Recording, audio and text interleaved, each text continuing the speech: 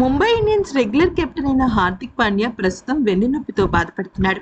లక్నో జట్టుతో జరిగిన గత మ్యాచ్లో కూడా తను అందుబాటులో లేడు. అయితే తాజా సమాచారం ప్రకారం హార్దిక్ పాండ్యా గాయం ఇంకా నయం కాకపోవడంతో తదుపరి మ్యాచ్కు కూడా దూరం కానున్నాడు.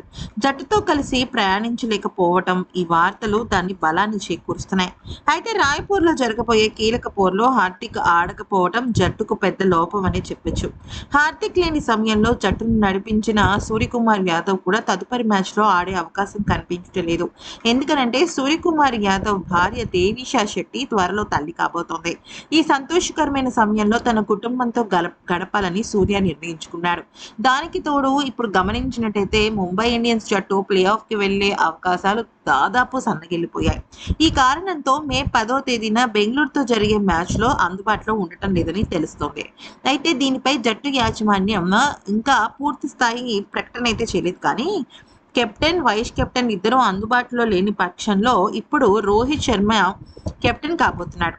ఇప్పటికీ ప్లే ఆఫ్ రేస్ నుంచి పూర్తిగా నిష్క్రమించినప్పటికీ కూడా రోహిత్ శర్మ అయితే జట్టును గాడిలో పెట్టి మళ్ళీ తిరిగి ఎటువంటి చిన్న అవకాశం ఉన్నా కూడా ముంబై ఇండియన్స్ జట్టును తిరిగి మళ్ళీ ప్లే ఆఫ్కి తీసుకొచ్చే సత్తా ఉన్న ఆటగాడు రోహిత్ శర్మని ఆలోచిస్తున్నారు.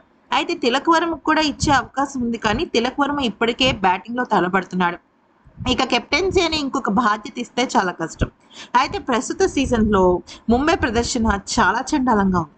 దీనికి తోడు జట్టులోని సీనియర్ ఆటగాళ్ల మధ్య మనస్పర్ధలు ఉన్నాయని, డ్రెస్సింగ్ రూమ్లో వాతావరణం సజావుగా లేదని ఇలా రకరకాలుగా మీడియా కథనాలు వస్తున్నాయి. ఏది ఏమైనప్పటికీ రోహిత్ శర్మ మళ్ళీ కెప్టెన్ అయితే మాత్రం చూడటానికి మళ్ళీ ముంబై ఇండియన్స్ జట్టు ప్లే ఆఫ్కి వెళ్ళడానికి అవకాశాలు ఉన్నట్టు తెలుస్తుంది.